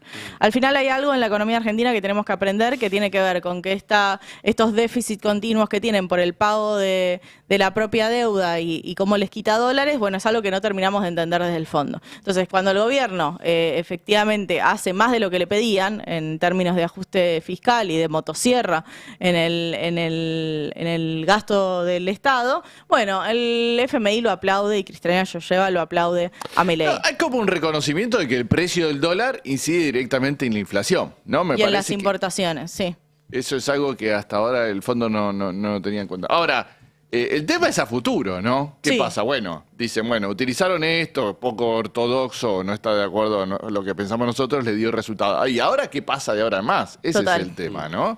Sí. Y también esto echa por tierra, perdón, un argumento que utilizan mucho en las redes, por lo menos los economistas afines al gobierno, que es al frente de todos le dejaban hacer cualquier cosa, a Massa le dejaban hacer cualquier cosa y con Milei se ponen muy estrictos. No, eso igual no tiene ningún sentido. Yo creo que con nadie se pone muy estricto el fondo. Claro, ese es el punto. Últimamente, pero porque dio un préstamo que, como decía Cande, excedió en 1.227% la cuota. Después a Macri le permitió recibir los desembolsos, aunque no cumplía con las metas. Asumió el frente de todos, no pagó ningún costo por endeudar a la Argentina en un préstamo que es de 44.000, pero era de 57.000. Si algo hizo bueno el frente de todos en relación a eso fue decir, hasta acá con la deuda, estos 13.000 millones de dólares quédenselo ustedes. Digo, pero el Fondo Monetario Internacional no pagó ningún costo por ese endeudamiento que queda de por vida. En cambio, los directorios tuvieron costo, los funcionarios en particular no tuvieron ningún costo institucional. Sí, pero digo, ellos no se hicieron cargo de nada. No, pero ese es un detalle que explica por qué el staff rápidamente, después de las palabras de Georgieva, sale a comunicar que ellos no ven un escenario impresionante, que fue la palabra que usó Georgieva para elogiarlo a Milei. El staff sale a decir, no, nosotros no vemos un escenario impresionante. No, claro que no. Porque, bueno, se cuida en función... El staff son los técnicos, yo siempre digo lo mismo, hay que conocer Washington para entender por qué una persona no querría irse nunca de ahí si es funcionario de un organismo internacional. Vive muy bien con plata que no es suya, en un lugar como Murano, es muy aburrido, se aburren. Se aburren No los vi muchísimo. tan aburridos. Se dedican a hacer podcast algunos. Tienen los vi bastante tan- tiempo libre. Tienen mucho tiempo libre, la ciudad es linda. No los vi tan aburridos. Es cierto que Washington no es la ciudad más entretenida No, para no lo vivir, es, chicos, pero es estás a una aburrido. hora de... Claro, está muy cerca de Nueva York. Me parece que no Claro. conocimos la misma Washington, pero no importa. No vamos a entrar en esa competencia de ciudades. No, bueno, los suburbios de Washington son muy entretenidos. No creo que sea donde salgan los ejecutivos de corbata del Fondo yo Monetario digo que Internacional. alguien que está en el staff del fondo va a querer cuidar, porque aparte tienen ingresos muy apreciados, ganan Sí. bien. Y Bueno, aparte, por algo Claver Carón le tiene tanta No, bronca a Franco. bueno, porque- ahí hay un tema porque clave. le puso Y esos riesgo. son- No, esos pero él los- era del BID. ese Ahí hay era un tema del BID. clave. claro, esos son los Con Claver Carone. directivos, no los ejecutivos, sí. No, con Claver Carone hay un tema clave, digo, porque el fondo no pagó ningún, insisto con esto, digo, Sí. no pagó ningún costo. Nos endeudó de por vida Sí. y como si nada. Después, el Frente de Todos, hace un ratito lo elogiaba, pero hablaba de relaciones constructivas y la verdad que no fueron relaciones constructivas, porque el fondo nos endeudó y nos hizo cargo de esa deuda y además violó su propio estatuto para Sí. darle plata a Macri. Y te agrego Todo dos le salió cosas. gratis. Dos cosas que me parece que son importantes. Una, no es que solo el préstamo fue grande en relación a la cuota parte de Argentina en el fondo. Fue el préstamo más grande en la historia del Fondo Monetario Internacional. Ni siquiera cuando salvó a Portugal, que es un país europeo que tiene una cuota parte mucho más grande que la Argentina. A Ucrania no le fue, está dando ni tanta siquiera plata. Ucrania tiene el tamaño del préstamo que le dio a la Argentina cuando no había ninguna condición técnica para dar ese préstamo y cuando al principio, los primeros meses, ya se habían dilapidado una cantidad de dólares tal que tuvieron que hacer una segunda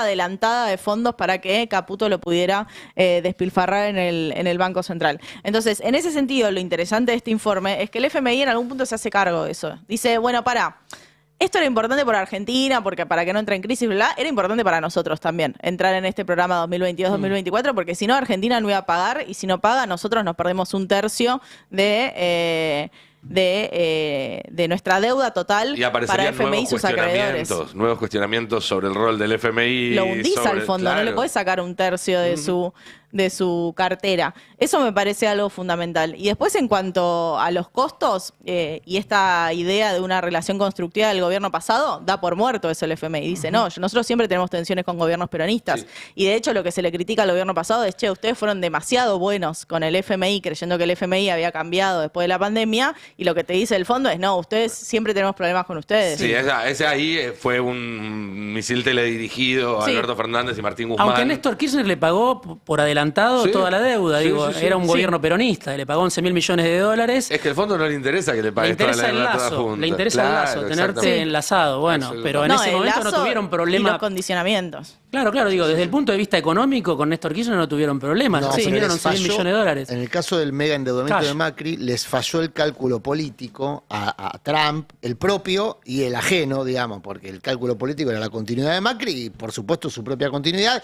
Y ahí hay un esquema de negocios a desarrollar que es un poco el que se retoma ahora con Claro. nuevos condimentos, nuevos Es que integrantes. ahí Pero el está sentido de aquel aporte de campaña era la continuidad de un programa político continental, político-económico, de negocios continental, y eso es lo que falló. Ahora, el tema es que el pato lo pagaron los técnicos, que son los que salen ahora a cuidarse en salud. No, lo pagamos nosotros, que estamos endeudados en 44.000 millones de dólares. Por supuesto, lo pagamos nosotros, Cande.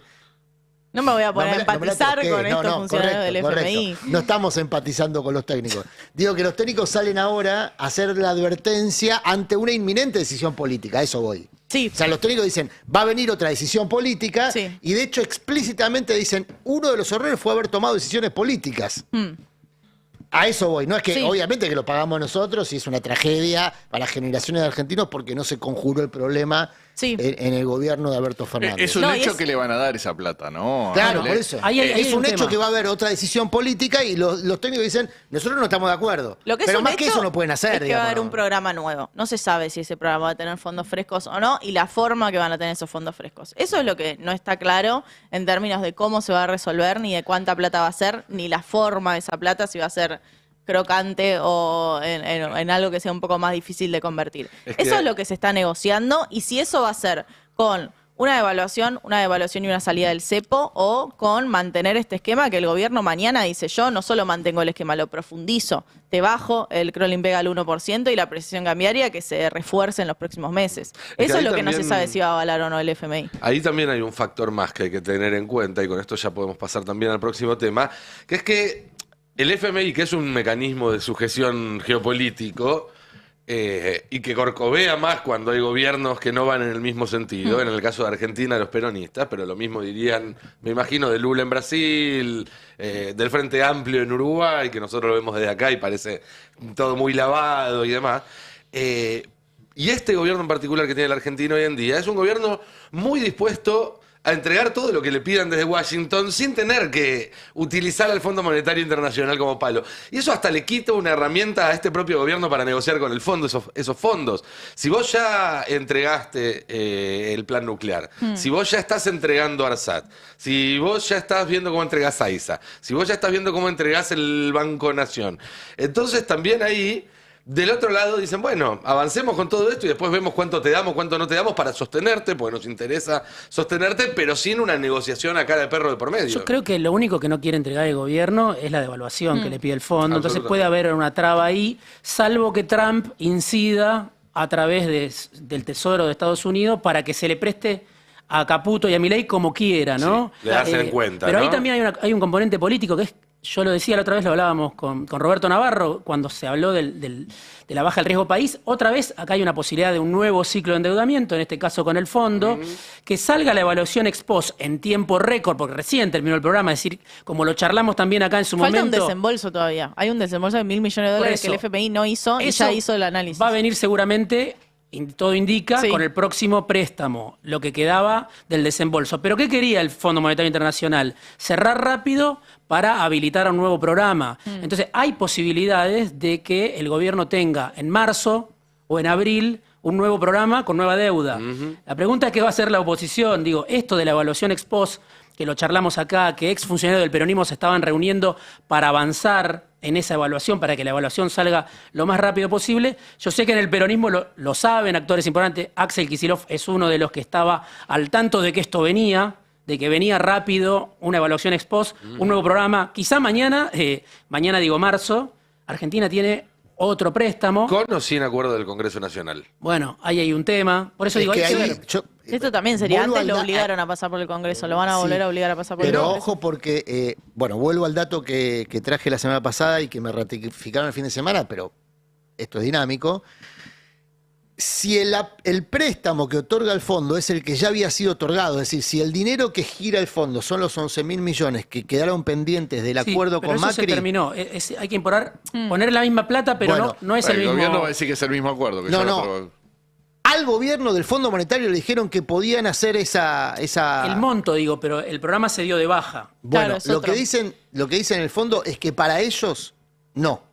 Bueno, traduzco entonces. Lo que dicen en el fondo es que si de nuevo el gobierno argentino quiere asumir un acuerdo con ellos sin seguir las reglas, ellos están dispuestos a hacerlo otra vez. El fondo lo que dice es, esos 11.000 millones, yo los tengo en tu... Estoy hablando de manera coloquial. Yo los tengo en tu caja de ahorro, pero no están activados. Están ahí. Que se lo diga a Japón y Alemania eso, ¿eh? Que se lo diga a está Japón bien, y pero digo, el Alemania. fondo le dijo eso a los negociadores argentinos varias veces. Esa plata es tuya.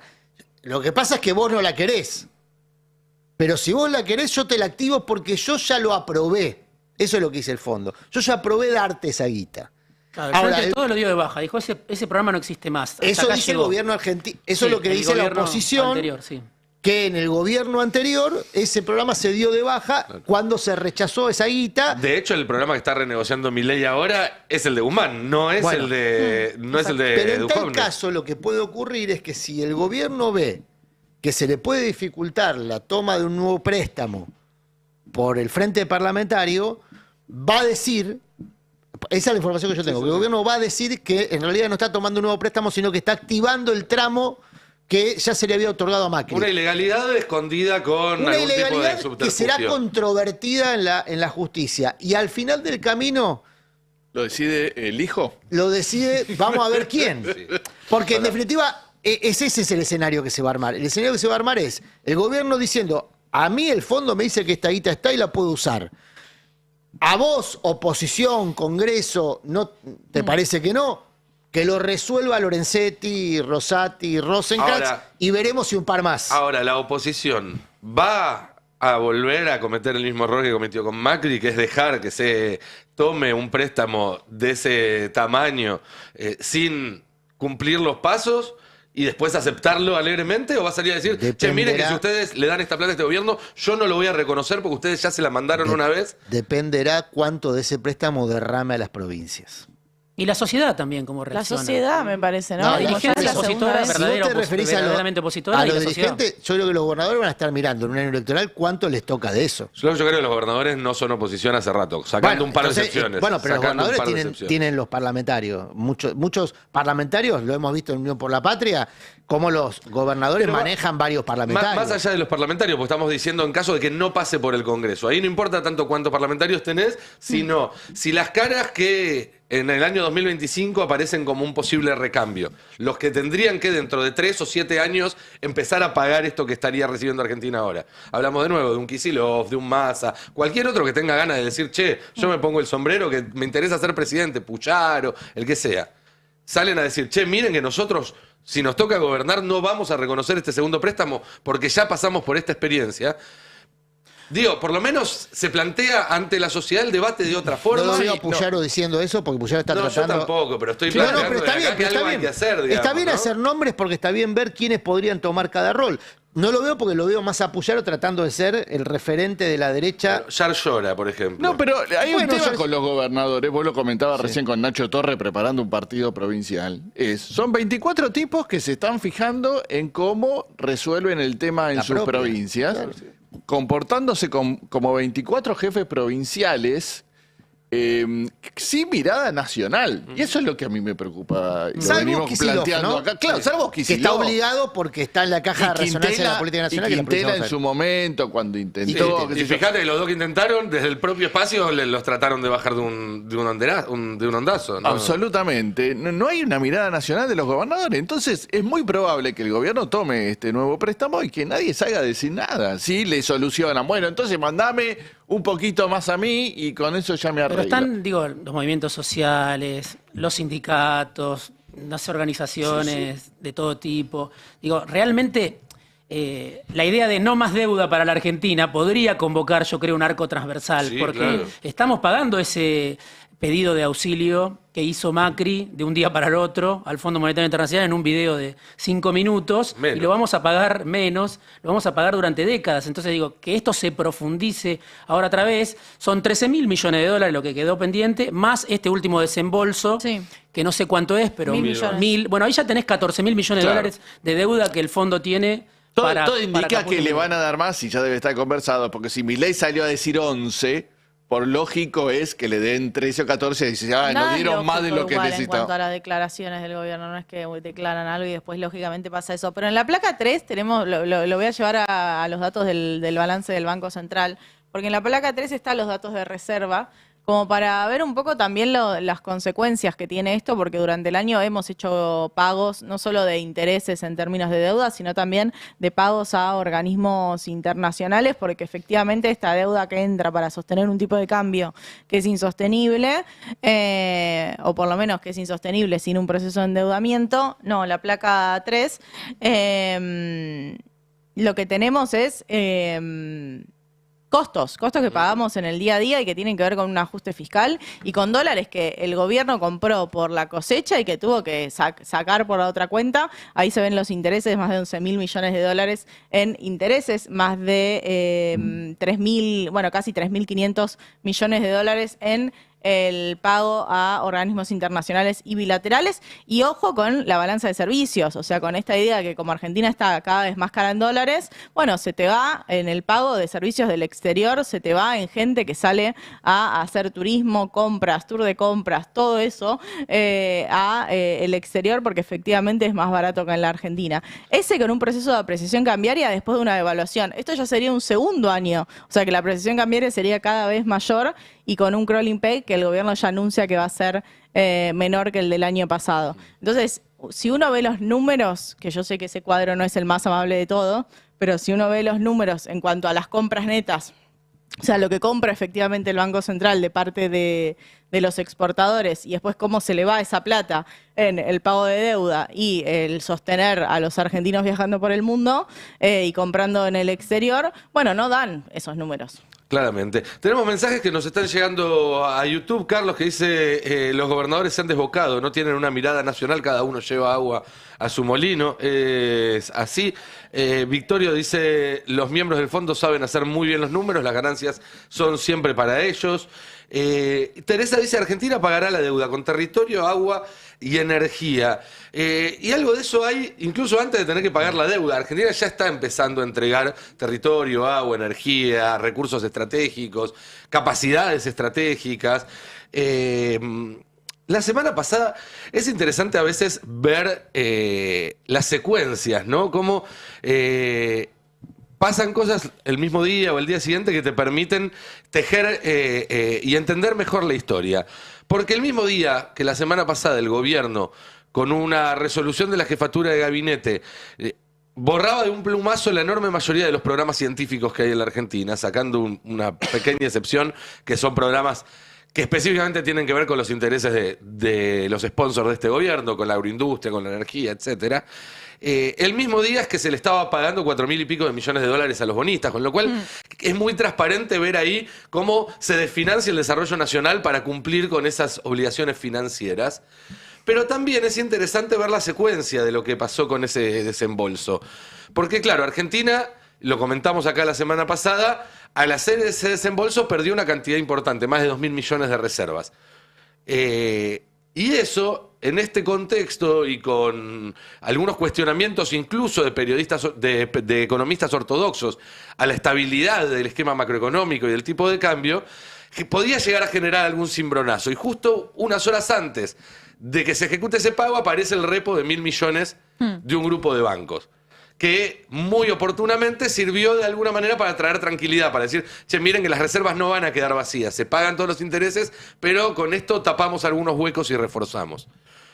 El mismo día, insisto, Argentina tiene que hacer el desembolso porque vencían los cupones, después, o horas antes, aparecen los bancos para prestarle 1.000 millones de dólares, y el mismo día la Comisión Nacional de Valores publica una serie de resoluciones que lo que hace es facilitar el proceso de privatización del Banco Nación, a pesar de que explícitamente esto se había negociado retirarlo de la ley de bases para poder aprobarla. ¿Se acuerdan? La oposición, o parte de la oposición llamada dialoguista, había pedido sacar al Banco Nación de las empresas privatizables. Bueno, una vez más el gobierno incumple ese compromiso y a través de la CNB hace una serie de resoluciones que permitiría que se capitalice al Banco Nación ingresando socios extranjeros. ¿Quiénes son los interesados? Casualmente los mismos bancos que le prestaron los 1.000 millones al gobierno para poder hacer el repo horas antes de que se le pague a los bonistas. Ahí se empieza a ver todo el circuito que tiene que ver con cómo se liquida la ciencia nacional para reducir el déficit, generar superávit y con eso pagar, pero también cómo se liquidan las empresas del Estado para seguir simulando que sobran los dólares que no sobran, porque incluso después de este año que Milei presenta como exitoso, Argentina no tiene más dólares en las reservas que las que tenía hace un año. ¿Y qué tiene el Banco Nación? Bueno, 25.000 millones de dólares, es decir, una caja que equivale a otro blanqueo, prácticamente. De todo lo que tiene para rifar el Estado argentino, de todo lo que le sobra para rifar el Estado argentino, es lo que es más suculento en términos de ingreso rápido de capitales. Con lo cual, no sea cosa que terminen privatizando el Banco Nación parcial o totalmente para llegar hasta las elecciones o un poco más allá sin tener que hacer la devaluación que Cavallo dice que si no van a tener que hacer en 3 meses. Entonces, tenemos privatización del Banco Nación, privatización de IMSA, que se va a concretar ahora a fin de mes, una empresa estratégica y que confirma que Milei le está dando el plan nuclear argentino llave en mano a Estados Unidos. Nosotros lo dijimos hace un par de semanas cuando se presentó ese plan nuclear argentino y dijimos, ojo, porque acá lo que hay son 60 años, 70 años de desarrollo de ciencia nacional, de industria nacional, que Estados Unidos no tiene, porque Estados Unidos no ha construido todavía nunca un reactor pequeño como el que necesita Silicon Valley para desarrollar sus centros de inteligencia artificial, y Argentina tienen un 80% avanzado. Y lo de IMSA confirma eso, que es una entrega llave en mano. ¿Por qué? Porque IMSA es uno de los principales productores a nivel mundial de insumos para la industria nuclear. Produce turbinas, produce un montón de insumos muy específicos y muy necesarios para la industria nuclear. Y si el plan del gobierno fuera realmente un plan de desarrollo argentino, IMSA, en manos del Estado Nacional y del Estado Provincial de Mendoza, que es donde está la empresa, sería un jugador importantísimo. Además es una empresa que no es deficitaria, además es una empresa que tiene un rol para cumplir, y si se le vende como se le está vendiendo a un socio de Donald Trump, a Ark Energy, que es una empresa muy cercana y que ha donado a la campaña de Donald Trump, entonces está claro que este nuevo plan nuclear no es más que una entrega de todo el desarrollo argentino, tanto del Estado como privado, para que lo siga adelante Donald Trump y sus socios en Estados Unidos. Vos, Cande, tenías algunos datos para agregar a esto. Sí, porque me parece que es muy simbólico también, ¿no? Que sea la primera privatización que se da en el gobierno de Javier Milei en una empresa, en un sector que es hiperestratégico. De hecho, hay regulaciones en otros países donde ciertos sectores como este, que tiene que ver con la energía, que tiene que ver con proveedores nucleares, no se pueden tocar, más allá de si tienen ganancia o no, y más allá del proceso que tuvo IMSA. Bueno, es una decisión que nos aleja de pensar y de impulsar un desarrollo nacional en una empresa que tenía el 63,7% de las acciones en el Fondo Nacional de Desarrollo Productivo, o sea, del Ministerio de Economía, Nación, y el 21,2% en poder del gobierno de Mendoza. Una empresa que había pedido el salvataje del Estado. No es que fue una estatización por arriba, sino que había tenido años malos, negociaciones malas con Venezuela y con Brasil, y pidió ese salvataje,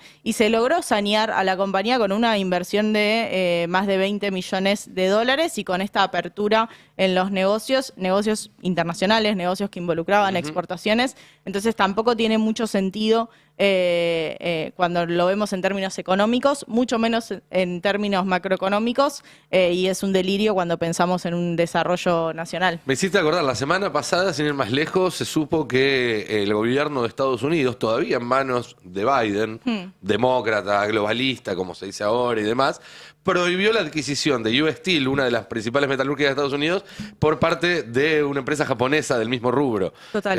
Con lo cual, así se cuidan en los países que tienen proyectos de desarrollo los activos estratégicos. Totalmente, porque incluso cuando uno piensa en este mundo cada vez más conflictivo, hay ciertos aparatos productivos que, más allá de que si tienen ganancia o no, a vos te interesa que sean tuyos y que estén en tu país, más allá de si son privados o estatales. Por eso hay tanta regulación en los sectores que tienen que ver con la energía principalmente. Aparte, esta empresa IMSA es una empresa que era originalmente del Grupo Pescarmona, Así ¿no? es. Que quebró en su momento por un mal manejo financiero y que la había recuperado el Estado, ¿no? La historia es esta. En la primera década del siglo XX, el señor Pescarmona arma una metalúrgica para dar insumos a las vitivinícolas mendocinas. Sobre todo, hacer compuertas para las pequeñas presas que se hacían para redirigir el riego. Medio siglo más tarde, sus hijos y sus nietos la transforman en una gran metalúrgica, en la época en la cual Argentina era uno de los países del mundo que estaba en punta con esa tecnología. Estamos hablando de la década del 50 y del 60. Crece mucho con el correr del tiempo, y sobre todo en una época, en los 90, donde la mayoría de las empresas argentinas retrocedieron, haciendo negocios con varios países del mundo. IMSA se pudo sostener, y luego con el kirchnerismo creció muchísimo. Sí, llegó a tener 1.500 empleados y una cadena de proveedores de más de 100 pymes argentinas. Así es, y a exportar a más de 40 países del mundo. Entre los negocios en los que entró durante el kirchnerismo hubo varios con Venezuela, con la Venezuela que en ese entonces gobernaba Hugo Chávez, y esos negocios, que en parte se interrumpieron por la muerte de Hugo Chávez y luego por el rumbo que empezó a tomar el país a partir del gobierno de Nicolás Maduro, hizo que a partir del año 16, ya con Macri en la Argentina, que también afectó a la posibilidad de subsistencia de la empresa, empezaran los números rojos y terminara presentándose una quiebra, que creo que fue en el año 19, donde quedaron como principales acreedores el Banco Interamericano de Desarrollo y otros bancos, lo cual también da cuenta de la importancia de esa empresa, cuando sus principales acreedores eran organismos internacionales que desarrollaban grandes obras de infraestructura y no bancos privados y demás. Bueno, 2 años más tarde sí, con un acuerdo entre el gobierno del Frente de Todos y el de Mendoza, que en ese momento estaba en manos de Rodolfo Suárez, es que se recupera la empresa. La empresa tuvo un par de años de números rojos después de la recuperación, pero ya para el año 2023 tenía previsto tener...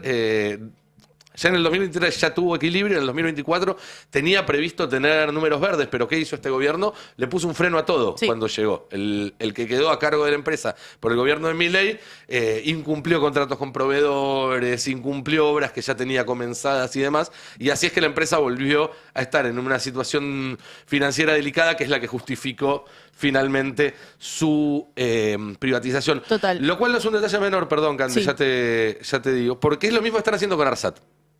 Arsat, una empresa superavitaria, de hecho sigue siendo superavitaria al día de hoy, a pesar del vaciamiento del último año.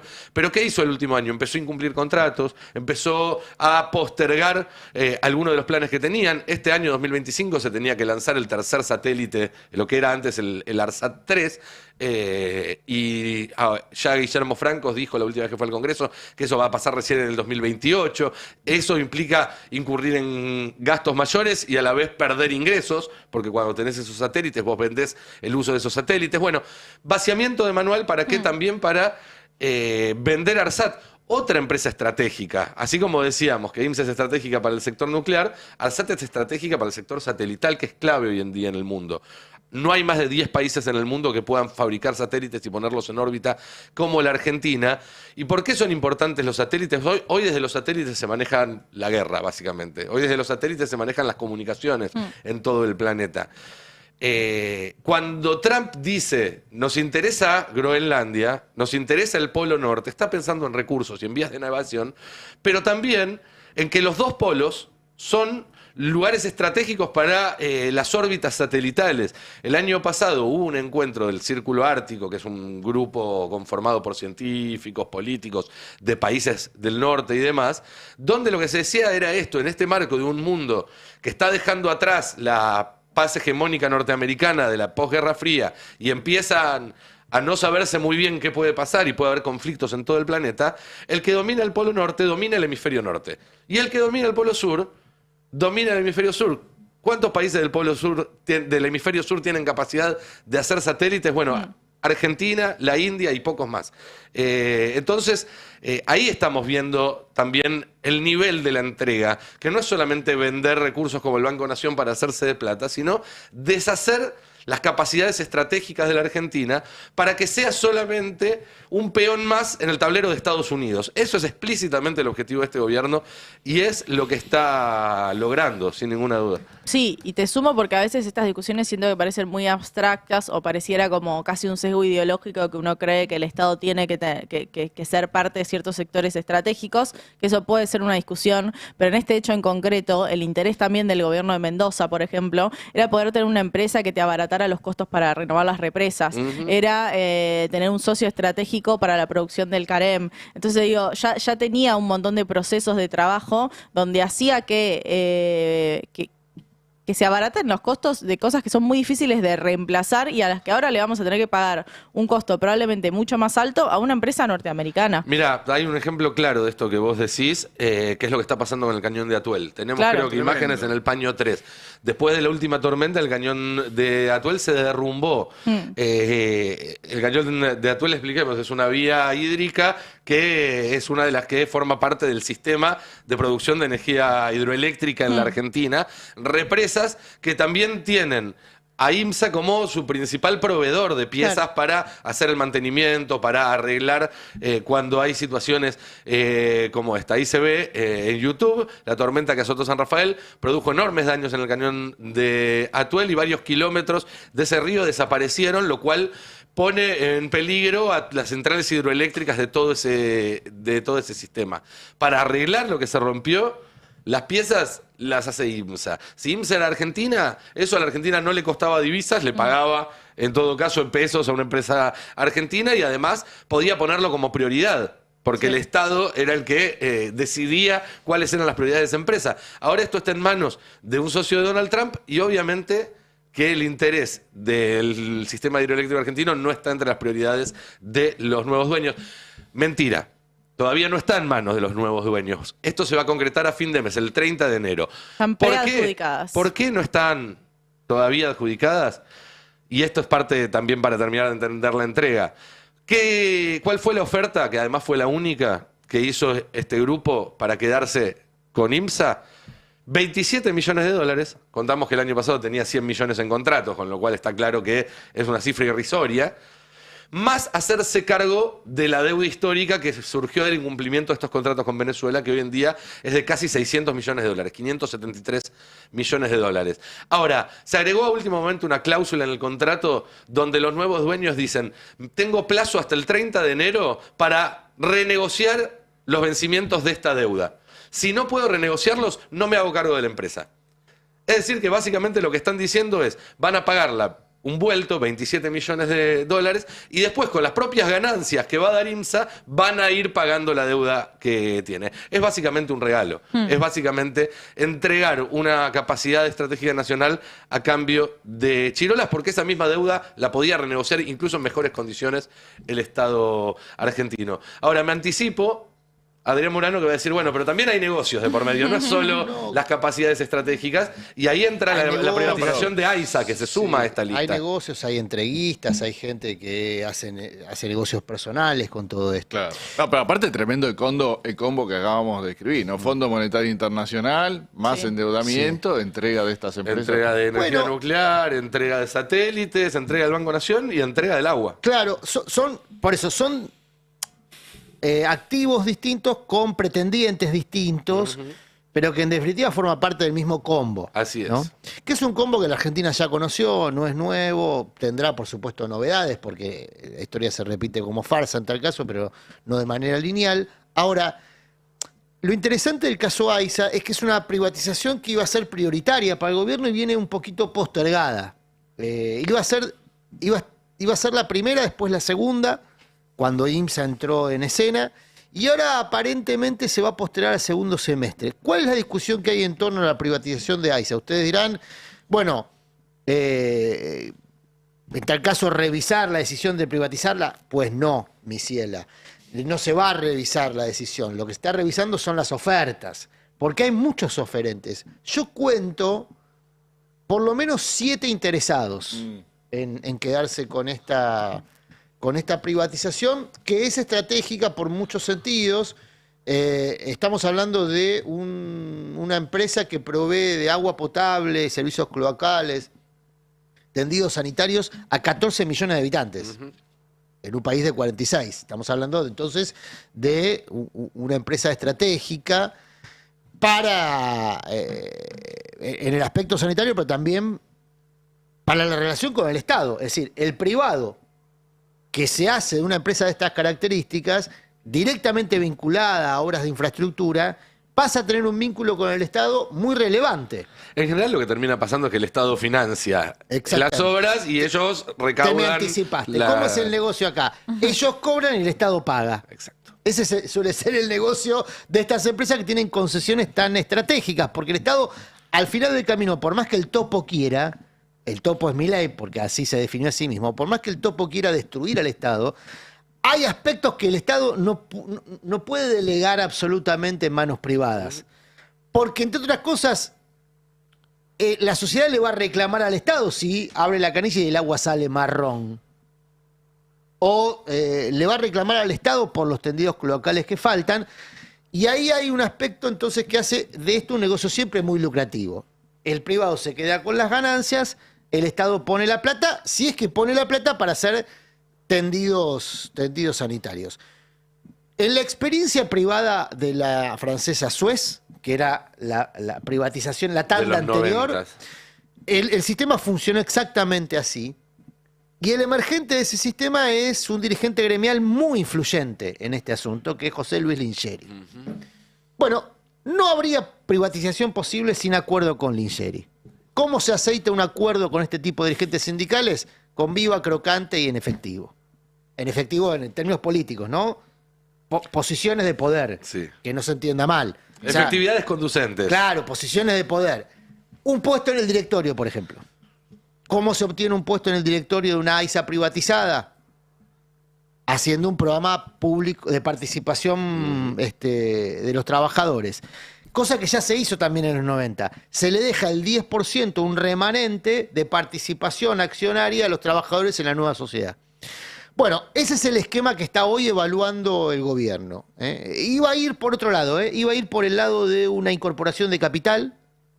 Era el esquema que más le gustaba a Sturzenegger, una incorporación de capital a una empresa público-privada. Pero ahora el formato que más atractivo genera, por lo menos en los más interesados en hacerse de este negocio, es 90 porciones de acciones de AISA para capital privado, para un solo oferente, o sea, una privatización tradicional, no ponerlo en el mercado, y 10% con participación en directorio, por supuesto, para los trabajadores, para José Luis Lingeri. Bueno, eso aceitaría entonces cualquier rechazo de los trabajadores al proceso, de los trabajadores del sector, ¿no? Después, el resto de trabajadores, como usuarios, bien podrían manifestarse en contra de esta privatización, pero habrá que ver qué decisión toma la CGT u otros dirigentes. Bueno, lo cierto es que yo dije media docena, a ver, está Aguas de Barcelona interesados, Veolia, que es una multinacional francesa, al igual que Suez, son dos multinacionales francesas con experiencia en estas tareas. Corporaciones argentinas, Benito ¿Suez de Roggio, nuevo? ¿Suez de nuevo? Suez de nuevo, sí. Suez, que aparte viene de ganarle a la Argentina por la estatización de AISA, un juicio en el CIADI. Debiera ser eso impedimento para volver a... Bueno, pero en Argentina está todo medio permitido, así que es la era de la vista gorda. Bueno, Roggio que fundió con Metrovías en la Ciudad de Buenos Aires y fundió la constructora, pero viste que en la Argentina las empresas funden, pero los empresarios no. Claro. Empresas pobres, empresarios ricos. Exactamente. Entonces, Roggio fundido está interesado en quedarse con AISA.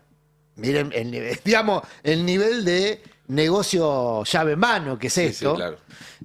Roggio, que es un ícono de el sistema de obra pública de los 90, ¿no? De ese tipo de concesiones de los años 90. Bueno, después hay fondos de inversión, BlackRock, siempre interesado BlackRock en activos argentinos estratégicos. Sí.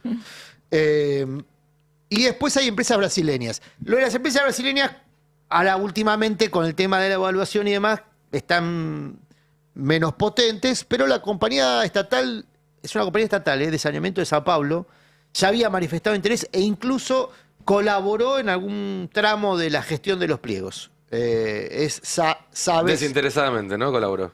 No, bueno, es una compañía estatal. Viste que las compañías estatales dicen, che, de estado a estado te doy una mano. Pero después podría participar de la privatización.